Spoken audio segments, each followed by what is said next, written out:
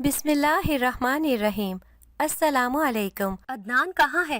شادی کی رات شوہر کی جگہ 14 سالہ دیور کیوں آ گیا؟ اگلے دن لڑکی نے زہر کھا لیا کیونکہ لالا موسیٰ کا سچا واقعہ۔ میں پولیس انسپیکٹر، جب اطلاع ملی کہ ایک لڑکی پر اس گاؤں میں ظلم ہوا ہے اور اس نے شادی کے اگلے دن ہی مجبور ہو کر زہر کھا کر اپنی جان دے دی، میں اس گھر کے پتے پر فوراً ہی پہنچ چکی تھی، جہاں سامنے ہی سارا ماجرا صاف تھا، مگر وہ عورت اور آدمی صاف کہہ رہے تھے کہ انہیں بات کی کوئی خبر نہیں تھی کہ ان کی بہو زہر کھا لے گی، اور وہ لڑکی، اس کی لاش کہاں ہے؟ وہ کمرے کی طرف اشارہ کرنے لگے۔ میں فوراً ہی کمرے میں پہنچی تو 20 سے 25 سالہ عمر کی ایک نوجوان لڑکی، منہ سے جھاگ نکلتے ہوئے، نیلا رنگ مائل اس کا چہرہ اور ٹھنڈا جسم، آنکھیں کھلی ہوئی، سامنے ہی گری پڑی تھی، اور ساتھ ہی ٹیبل پر ایک ڈائری پڑی تھی، اور پورے کمرے میں تلاشی کے بعد بھی کوئی بھی ایسا ثبوت ہاتھ نہیں لگا تھا سوائے اس ڈائری کے اور زہر کی بوتل کے، جس پر صرف اسی لڑکی کے فنگر پرنٹس موجود تھے۔ یہ بات تو صاف تھی کہ اس کے سسرال والوں نے اس کے ساتھ کچھ ایسا نہیں کیا اور لڑکی نے وہ زہر خود ہی کھایا، مگر شادی کے اگلے ہی دن، اور اس کا شوہر جو جائے حادثہ پر موجود نہ تھا۔ کہاں ہے اس کا شوہر؟ اسے بلاؤ۔ میں نے جب اس لڑکی کے باپ کے کہنے پر اس کے گھر کے اندر ہونے والے حادثے کو اپنی نظروں میں لیا اور یہاں فوراً ہی اپنی ٹیم کے ہمراہ چلی آئی، تو اس کے شوہر کی موجودگی کا چیخ کر سبھی گھر والوں سے پوچھنے لگی۔ جب میرے سامنے اس لڑکی کا باپ، جو اس لڑکی کے شوہر کو پکڑ کر میرے سامنے لایا اور رو کر کہنے لگا، یہ ہے اس لڑکی، میری بیٹی سارا کا شوہر، میرے اوپر تو آسمان ہی ٹوٹ پڑا کہ یہ 14 سالہ پاگل لڑکا بھلا اس لڑکی کا شوہر کیسے؟ میں نے لڑکی کے باپ کو گھور کر کہا، کیسے باپ ہو تم نے جوان بچی کو اس پاگل لڑکے سے بیاہ دیا، اور فوراً ہی اس کے سسرال والوں کے کہنے پر کہ ان لوگوں نے تو سب کچھ ہی اس کے باپ کو بتا دیا تھا، اور اس نے پھر بھی اپنی لڑکی کو یہاں بیاہ دیا اور اس کے بدلے ڈھیروں روپے ان سے لے لیے۔ میں نے اس لڑکی کے باپ کو حراست میں لے لیا تھا، اور جب میں نے ڈائری کو ایک نظر دیکھنا چاہا جو اس لڑکی کی لاش کے پاس سے ملی تھی، اس کے پہلے صفحے پر لکھا تھا کہ عدنان کہاں ہے۔ میں نے وہ کتاب پڑھنی شروع کی، جس میں شاید اس مرنے والی لڑکی سارا کی کہانی موجود تھی۔ جی، اب ہمیں سارا کے بارے میں سوچنا ہوگا، وہ اب جوان ہو گئی ہے، اور اوپر سے میری بیماری کا کیا پتا یہ زندگی کب اختتام پذیر ہو جائے۔ میں اپنے سامنے ہی اپنی بچی کی شادی کر دینا چاہتی ہوں۔ امی ابو سے آنکھوں میں آنسو لیے یہ سب کہہ رہی تھی، اور ابو بھی ان کی باتوں پر غور فکر کرنے لگے تھے، مگر آج میرا دل دھک سے رہ گیا تھا کہ امی اپنی کون سی بیماری کی بات کر رہی ہیں۔ امی نے مجھے کبھی بتایا ہی نہیں۔ میں پڑوس کے گھر سے ہی سلائی سیکھ کر گھر لوٹی تھی کہ امی اور ابو کی باتیں میرے کانوں میں جا لگی تھی، اور میں واپس ہی اپنے کمرے میں آ گئی تھی اور اپنا بیگ بستر پر پھینک کر وہیں سر پکڑ کر بیٹھ گئی تھی کہ اللہ رحم کرے، امی کے منہ سے جو ابھی کچھ دیر پہلے میں نے سنا وہ بات، اتنی دیر میں سارا کی آوازیں امی نے لگانی شروع کر دی تھی۔ جلدی سے ہاتھ منہ دھو کر آ جا، میں تیرا انتظار کر رہی ہوں، ساتھ ہی کھانا کھا لیں گے۔ امی مجھے بھوک نہیں ہے، میرے سر میں درد ہے، میں نے امی کو اطلاع کر دی تھی، اور سر دبانے بیٹھی سوچ میں گم تھی، اور تھوڑی ہی دیر میں امی چائے کا کپ لیے میرے برابر میں آ بیٹھی تھی اور میرے کندھے پر ہاتھ رکھتی ہوئی کہنے لگی، کیا بات ہے سارا، آج تو کھانے پر بھی نہیں آئی اور اتنا پریشان دکھ رہی ہے، سب خیر تو ہے نا؟ ہاں امی، سب ٹھیک ہے، وہ بس ایسے ہی تھوڑا سر درد۔ میں امی کی گود میں سر رکھ کر کہنے لگی تھی۔ امی نے مسکراتے ہوئے میرے سر میں مالش کرنی شروع کر دی تھی۔ امی میں آپ لوگوں کو اس طرح چھوڑ کر کبھی نہیں جاؤں گی، اور میں شادی نہیں کروں گی، میں نے امی سے افسردہ ہو کر کہا۔ مگر بیٹا، ایسا کیسے ہو سکتا ہے؟ ہر لڑکی کو اپنے گھر جانا ہی ہوتا ہے، اور پھر آج تک تو بادشاہوں نے بھی اپنی بیٹی کو گھر میں بٹھا کر نہیں رکھا، پھر بھلا ہم عام لوگ کیسے؟ اور پھر بچیاں تو ہوتی ہی پرایا دھن ہیں، ان کو ایک نہ ایک دن اپنے گھر جانا ہی ہوتا ہے، مگر تو اس طرح افسردہ کیوں ہوتی ہے؟ امی سر میں مالش کرتے ہوئے کہنے لگی تھی۔ امی، وہ میں جب شمائلہ باجی کے گھر سے سلائی سیکھ کر آ رہی تھی تو میں نے ابو اور آپ کی باتیں سن لی تھی۔ امی کے چہرے کا رنگ بالکل ہی زرد پڑ گیا تھا۔ اور کیا سنا تو نے؟ بس امی، یہی شادی سے متعلق باتیں جو آپ کے اور ابو کے درمیان چل رہی تھی، اور تو کچھ نہیں۔ کیوں امی، ایسا اور بھی کچھ ہے؟ میں نے جان بوجھ کر امی کو کریدتے ہوئے پوچھا، مگر امی نے بات بدلتے ہوئے مجھے دوسری باتوں میں لگا دیا تھا، اور میں خاموشی برقرار رکھتے ہوئے سچ کو چھپ کر جاننا چاہتی تھی کہ امی ابو سے اپنی کس بیماری کی باتیں کر رہی تھی، کہ وہ جلدی مجھے اپنے گھر کا کر دینا چاہتی تھی، جبکہ میرے چچا کے بیٹے کا بچپن سے ہی میرے ساتھ رشتہ جو طے ہوا تھا۔ مگر پھر میٹرک کی تعلیم کے بعد مجھے امی نے سلائی سکھانے کے ہنر کے لیے پڑوس میں بھیجنا شروع کر دیا تھا۔ وہاں شمائلہ باجی محلے کی سبھی لڑکیوں کو سلائی سکھایا کرتی تھی، اور پھر میں تو بچپن سے ہی عدنان کو پسند کرتی تھی، مگر شاید امی اور ابو کا میرے لیے خیال کچھ اور ہی تھا۔ امی اور ابو نے میرے لیے اچھے رشتے بھی ڈھونڈنا شروع کر دیے تھے، اور ان دنوں ہمارے گھر ہر روز نئے رشتے والے مجھے روز دیکھنے آیا کرتے تھے، مگر میری سیاہ رنگت ہونے کی وجہ سے مجھے اکثر لوگ ریجیکٹ کر جاتے تھے، اور میں مایوس ہو جاتی تھی، سوچتی کاش اگر ان سب کی جگہ عدنان ہوتا تو کیا اس کی سوچ بھی یہی ہوتی وہ بھی نہ جانے مجھے پسند کرتا بھی یا نہیں۔ مجھے افسردہ ہونے پر امی اور ابو مجھے روز سمجھایا کرتے تھے کہ بیٹا رنگ روپ سب اللہ کا دیا ہوا ہوتا ہے، اور پھر اللہ نے تو سب کے جوڑے پہلے ہی بنا رکھے ہیں، اور تو گھبراتی کیوں ہے، ہم ہے نا تمہارے ساتھ، دیکھنا ایک دن ایک راجکمار آ کر ہماری بیٹی کو اپنے ہمراہ لے جائے گا اور ہماری بیٹی راج کرے گی راج۔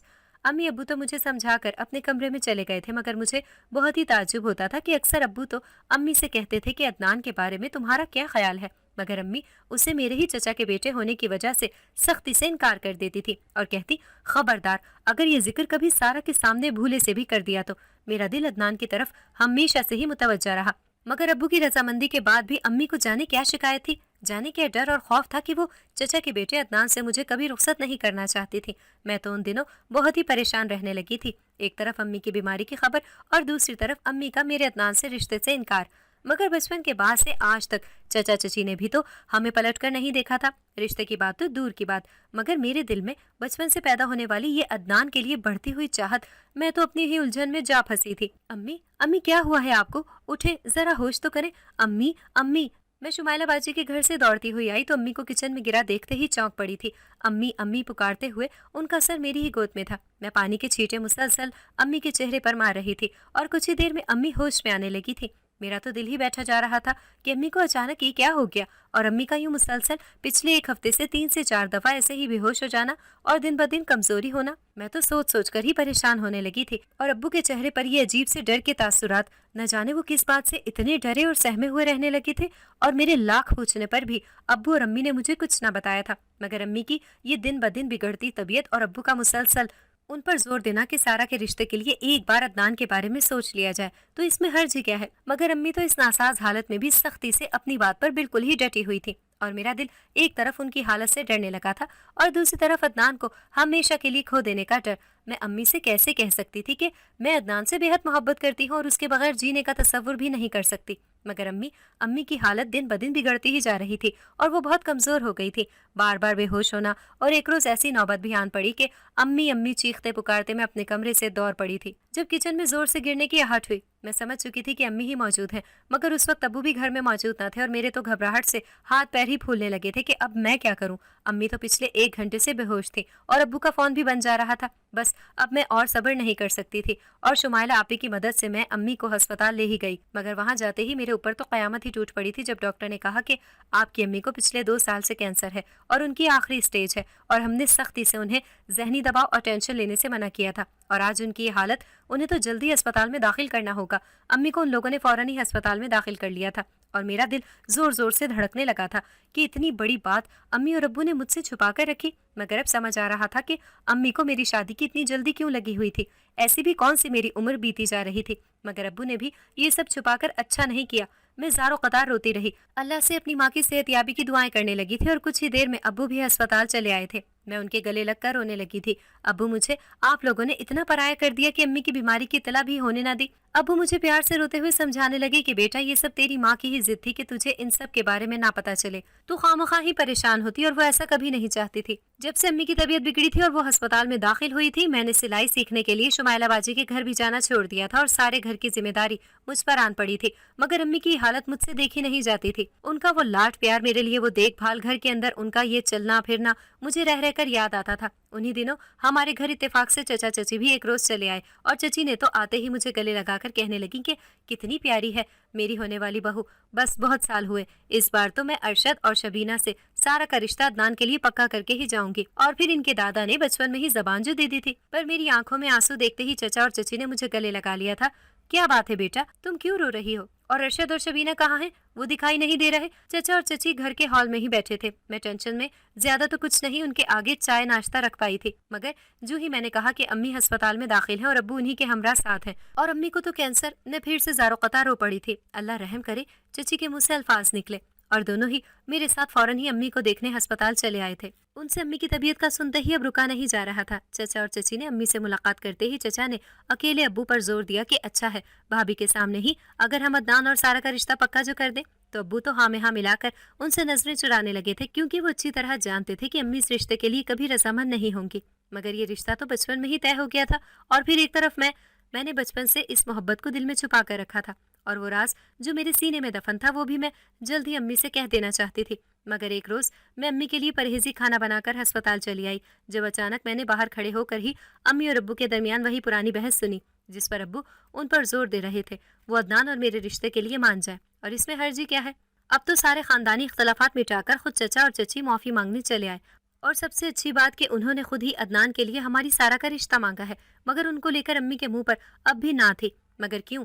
امی کی یہ نہ میرا دل بار بار چور کرنے لگی تھی، اور دوسری طرف عدنان سے بڑھتی ہوئی محبت، جبکہ میں تو پہلے ہی عدنان سے میں امی کو سب کچھ بتانا چاہتی تھی، اور دوسری طرف میرے دل میں ایک عجیب سا ڈر تھا کہ امی کیوں اس رشتے سے راضی نہیں، جبکہ چچا چچی کا رویہ تو بہت ہی خاندانی اور میرے لیے بہت ہی اچھا تھا۔ پھر کیوں؟ میں دروازے پر ہی کھڑی آنکھوں میں آنسو لیے تھی جب امی نے اشارے سے مجھے دیکھتے ہی اندر بلا لیا تھا۔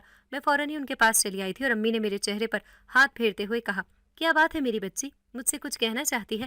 میں نے ہاں میں سر ہلایا اور اپنے آنسو صاف کیے۔ اتنی دیر میں ابو نے کہا، تم دونوں باتیں کرو، میں کچھ ہی دیر میں دوائیں لے کر آتا ہوں۔ ابو باہر دوائیں لینے چلے گئے تھے اور میں اپنے ہاتھوں سے امی کو سوپ پلانے لگی تھی۔ تب امی نے کہا، سارا کہو کیا بات ہے؟ وہ امی، میں کافی دن سے آپ سے کچھ کہنا چاہتی ہوں۔ امی نے ہاں میں سر ہلایا۔ میں نے کہا، امی میں عدنان کو بچپن سے ہی محبت کرتی ہوں اور اس کے بغیر جینے کا تصور بھی نہیں کر سکتی، اور اتنا ہی نہیں بلکہ میں پچھلے 4 سال سے عدنان سے رابطے میں ہوں۔ امی تو سن کر ہی دنگ رہ گئی تھی، وہ گھبراتے ہوئے بولی کہ سارا یہ تم کیا کہہ رہی ہو، جبکہ تم اچھی طرح جانتی ہو کہ میں اور تم نے کب دیکھا عدنان کو، کب اس سے ملاقات کی۔ نہیں نہیں امی، آپ غلط سمجھ رہی ہیں، ایسا کچھ نہیں ہے جیسا آپ سوچ رہی ہیں، مگر ہاں یہ سچ ہے کہ میں عدنان سے ہی شادی کرنا چاہتی ہوں، اور پھر امی اس میں حرج ہی کیا ہے؟ جبکہ چچا چچی خود سب کچھ بھلا کر ہمارے گھر چلے آئے اور میل ملاپ کے لیے انہوں نے آپ سے اور ابو سے معافی بھی مانگی، اور تو اور میرا رشتہ بھی ان لوگوں نے خود مانگ لیا ہے۔ امی مجھے بے حد حیرانی سے دیکھنے لگی تھی اور ان کی سانس پھول رہی تھی۔ امی امی کہتی میں ان کا سینہ سہلانے لگی تھی۔ امی کو سانس لینے میں مشکل پیش آ رہی تھی۔ سارا سارا کہتی وہ میرا ہاتھ پکڑ کر مجھ سے کچھ کہنا چاہ رہی تھی، مگر میں ان کی حالت دیکھ کر ڈرتی ہوئی فوراً ہی ڈاکٹر کو بلانے بھاگ پڑی تھی، اور اتنی دیر میں ڈاکٹر کو لے کر امی کے روم میں پہنچی، میرے تو پیروں تلے زمین ہی نکل گئی تھی۔ امی امی چیخ کر میں تو وہیں گر پڑی تھی، میرے تو ہوش ہی اڑ گئے تھے۔ ڈاکٹر انہیں چیک کر رہی تھی، مگر ان کی یہ کھلی ہوئی آنکھیں صاف کہہ رہی تھی امی مجھے ہمیشہ کے لیے چھوڑ کر جا چکی ہیں۔ اور کچھ ہی دیر میں ڈاکٹر نے پیچھے کھڑے ابو سے سوری ہم بچا نہیں سکے کہہ کر میرے تو ہوش ہی خطا کر دیے تھے۔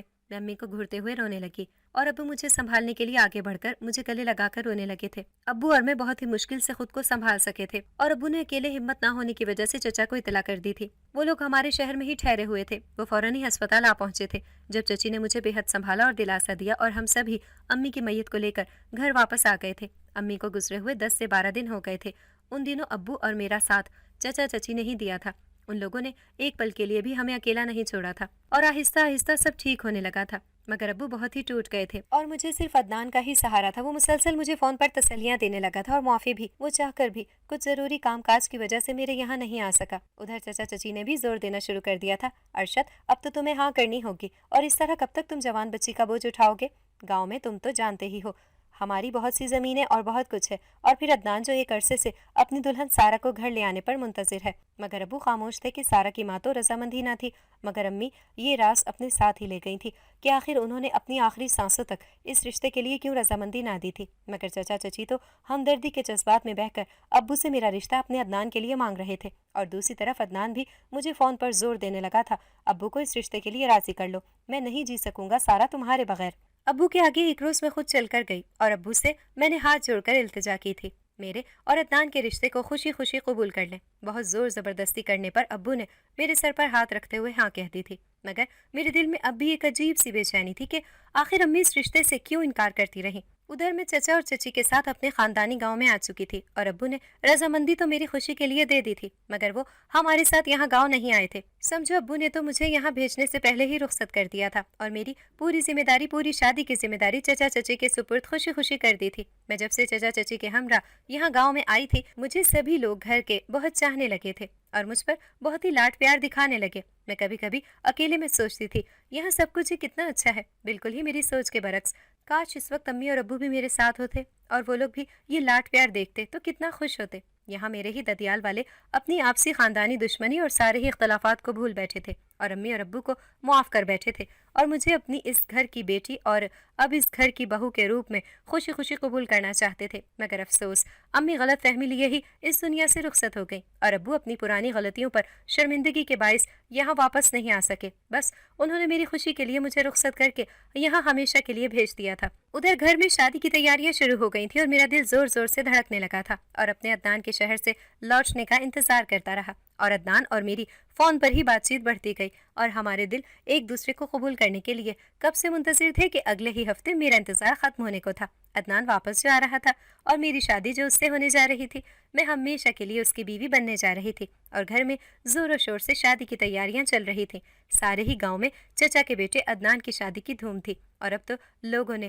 گھر آ کر مجھے حیرت زدہ ہو کر دیکھنا شروع کر دیا تھا کہ اچھا تو یہ ہے عدنان کی ہونے والی بیوی، ویسے تعجب ہے یہ لڑکی اور عدنان کی بہو۔ ہر کوئی گھر میں آتا اور مجھے بلا کر اندر سے ہی میری شکل دیکھتے ہی یہ الفاظ کہتا اور چچی کی برائیاں شروع ہو جاتی تھیں کہ دیکھ لیا تم سب نے، یہ اور کچھ باقی ہے، آخر میرا عدنان تو ہے ہی اتنا قابل اور ہونہار، وہ کسی سے کم تھوڑی ہے۔ ایک روز اسی طرح جب محلے کی ایک عورت نے آ کر مجھے دیکھا اور فوراً ہی کچھ الٹا کہا، جسے سنتے ہی میرے تو پیروں تلے زمین ہی نکل گئی تھی کہ یہ کیا کہہ رہی ہے، لگتا ہے یہ عورت ہوش میں نہیں۔ دل کر رہا تھا اس عورت کی زبان کھینچ لوں جس نے میرے ہونے والے شوہر عدنان کو، مگر اس کی نوبت ہی نہ آ سکی اور کیونکہ میرے کچھ کہنے سے پہلے ہی چچی نے اسے جیلی کٹی باتیں سنا کر دھکے مار کر گھر سے نکال کھڑا کر دیا تھا۔ مگر اس عورت کی وہ الفاظ بار بار مجھے اپنی امی کے اس ڈر اور خوف پر زور دینے کو اکساتے تھے، مگر میرا ذہن اب بھی صرف عدنان کی طرف ہی متوجہ تھا کیونکہ وہ اب میرا جلد ہی ہونے والا شوہر جو ٹھہرا تھا اور پھر چچا چچی اور گھر کے سبھی لوگ میرے اپنے ہی تو تھے۔ پھر مجھے کیسا ڈر اور دوسری طرف عدنان سے یہ سالوں پرانا رابطہ، اس سے بات چیت، اس سے ملنے کی، ملاقات کرنے کی چاہ اور سب سے بڑی بات اسے دیکھنے کی وہ تڑپ، میں تو دیوانی ہی ہوئی جا رہی تھی اور اب مجھ سے اور انتظار نہیں ہو رہا تھا۔ مگر شہر کے کاموں میں عدنان ایسا پھنسا تھا کہ اس نے مجھے بار بار سمجھانے کی کوشش کی کہ وہ ٹھیک شادی والے دن ہی نکاح کے وقت وہاں پہنچ جائے گا اور پھر ہمیں کوئی علیحدہ نہیں کر سکتا اور شادی کے بعد وہ مجھے بھی اپنے ساتھ شہر ہی لے جانا چاہتا تھا۔ میں نے اپنے دل کو تسلی دے کر سمجھا لیا تھا اور شادی کی ساری تقریبات میں نے اکیلے ہی شرکت کی، جس پر محلے کے سبھی لوگوں نے طرح طرح کی باتیں بھی بنائیں اور پھر چچی کی ضد کے آگے شادی کے دن صرف گھر کے لوگ ہی موجود تھے، محلے کے کسی شخص کو بھی شادی میں شرکت کے لیے نہیں بلایا گیا تھا کیونکہ پہلے ہی لوگوں نے عدنان کو اور مجھے اس کی ہونے والی بیوی ہونے پر طرح طرح کی باتیں بنانی شروع کر دی تھی اور پھر کچھ ایسا ہوا کہ میری تو روح ہی لرز گئی۔ مجھے نہیں معلوم تھا کہ یہ سب میری موت کے قریب جانے کے کچھ دن پہلے کے مناظر تھے۔ میں تو اپنی نئی زندگی کی شروعات کرنے چلی تھی، مجھے کیا خبر تھی کہ میری موت کے دن اتنی تیزی سے قریب آنے لگیں گے، کیونکہ میں اس وقت بہت ہی کچھ الگ سوچے بیٹھی تھی، مگر حقیقت کا رنگ اس کے بالکل ہی برعکس تھا۔ جب مجھے دلہن بنا کر شیشے کے آگے بٹھایا گیا اور روح کی وہ کرن میرے اندر جاگ اٹھی تھی، اللہ نے مجھے سیاہ رنگ کے بعد بھی اتنا ہونہار اور قابل شوہر جو مجھے بے حد پسند کرتا تھا اور اسے مجھ سے میرے رنگ روپ پر کبھی کوئی اختلاف نہیں ہوا تھا۔ میں خود کو شیشے میں گھور رہی تھی اور مسکرانے لگی تھی، تبھی اچانک مجھے اس محلے کی عورت کی وہ بات یاد آ گئی تھی جو اس نے عدنان کے بارے میں کہی تھی، اور خاص کر وہ عورتوں کا حیرت زدہ ہو جانا کہ میں عدنان کی بیوی ہوں۔ میں سوچنے پر مجبور ہو گئی تھی کہ کیا پتا عدنان مجھ سے زیادہ گوری رنگت اور خوبصورت شکل و صورت کے مالک ہے جو وہ لوگ اتنی حیرت زدہ تھے، مگر امی کا وہ بار بار اس رشتے سے انکار میری تو سمجھ ہی نہیں آ رہا تھا۔ میں آنکھیں بند کیے امی کو ہی یاد کرنے لگی تھی جب امی کا چہرہ مجھے دکھائی دیا جو کہہ رہی تھی کہ بیٹا تو اکیلی ہے، تیرا وہاں کوئی نہیں ہے، تو بالکل انجان ہے، تیرا وہم ہے وہ سب کچھ، اب بھی وقت ہے واپس لوٹا۔ سارا میرے پاس چلیا، امی مجھے ہاتھ کو پھیلائے خود کے پاس بلا رہی تھی۔ یہ کیسا خواب تھا؟ ہڑبڑا کر میں چونک پڑی تھی، بھلا کھلی آنکھوں سے بھی کوئی خواب دکھا کرتا ہے۔ اتنی دیر میں چچی مجھے اٹھا کر نیچے لے آئی تھی اور سبھی گھر والے وہاں موجود تھے اور قاضی بھی صحرا باندھے عدنان بھی وہیں موجود تھا جو بہت ہی بے چین دکھائی دے رہا تھا، مگر میرا دل بے حد ڈر رہا تھا۔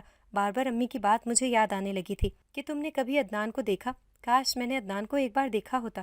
اتنی دیر میں مجھے چچی نے ہلا کر کہا، قاضی کے سوال کا جواب دو۔ میرا نکاح کچھ ہی دیر میں ہو گیا تھا اور سبھی لوگ بہت خوش تھے۔ شادی کی رات مجھے اپنے کمرے میں سجا کر بٹھایا گیا تھا اور میں گھونگھٹ ڈالے اپنے عدنان کا انتظار کر رہی تھی اور کچھ ہی دیر میں عدنان کی آواز، سارا سارا تم بہت ہی خوبصورت لگ رہی ہو، مجھے سنائی دی تو میرا دل زور زور سے دھڑکنے لگا تھا، مگر جب میں نے وہی ساری باتیں غور سے سنی تو میں چونک پڑی۔ عدنان وہ ساری باتیں کیوں بار بار دہرا رہا تھا؟ جو ساری باتیں وہ اکثر مجھ سے فون پر کیا کرتا تھا، وہی باتوں کا اس وقت دہرانے کا کیا مقصد بھلا؟ جب میں نے اس آواز پر غور کیا تو میں نے فوراً ہی گھونگھٹ اٹھایا تو وہ تو ایک فون ریکارڈنگ تھی اور سامنے بیٹھا وہ عجیب نظروں سے مجھے زور زور سے ہنستے ہوئے دیکھنے والا شخص میرا ہی پاگل دیور تھا۔ مگر یہ اس وقت بھلا میرے کمرے میں کیسے؟ عدنان کہاں ہے؟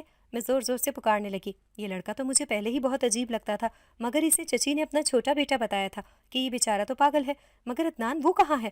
مجھے پھر سے امی کی بات یاد آئی کہ عدنان کو کبھی دیکھا ہے؟ میں نے کبھی اس پاگل لڑکے سے ڈر کے مارے بات تک نہیں کی تھی۔ میں بری طرح سہمی رہی تھی۔ گھبراتے ہوئے کہا، بیٹا کیا نام ہے تمہارا اور تم کون ہو؟ میرا نام عدنان ہے اور میں ہی آپ کا شوہر ہوں، میری دلہن ہو نا تم؟ وہ پاگل لڑکا مجھ سے یہ کہہ کر زور زور سے ہنس پڑا تھا اور میرے تو پیروں تلے سے زمین ہی نکل گئی تھی۔ جب چیخ چیخ کر میں نے سارے گھر والوں کو اکٹھا کیا تو سب نے کہا، کون سا عدنان؟ یہی تمہارے چچا چچی کا بیٹا عدنان ہے، جو 14 سالہ پاگل لڑکا ہے، اور اسی سے تمہاری شادی ہوئی ہے اور اب یہی تمہارا شوہر ہے۔ میں تو سوچ سوچ کر دیوانی ہوئی جا رہی تھی۔ میں نے غصے میں آ کر خود کو اس رات کمرے میں بند کر لیا تھا اور ابو کو فون ملا کر کہا، ابو ان لوگوں نے میرے ساتھ دھوکہ کیا ہے۔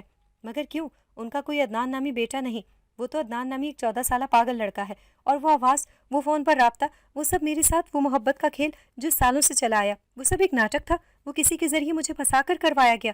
ابو میں نہیں جی سکتی۔ امی صحیح تھی، وہ اس رشتے کے خلاف کیوں تھی آج سمجھ آیا۔ اس روز بھی وہ مجھے کچھ کہنا چاہتی تھی مگر وقت نے انہیں اجازت نہیں دی، اور آج میں نے اپنی امی کے خلاف جانے کی سزا بھگت لی، اور اب میں زہر کھا کر اپنی جان دے دوں گی۔ میں اس طرح یہاں زندگی نہیں گزار سکوں گی۔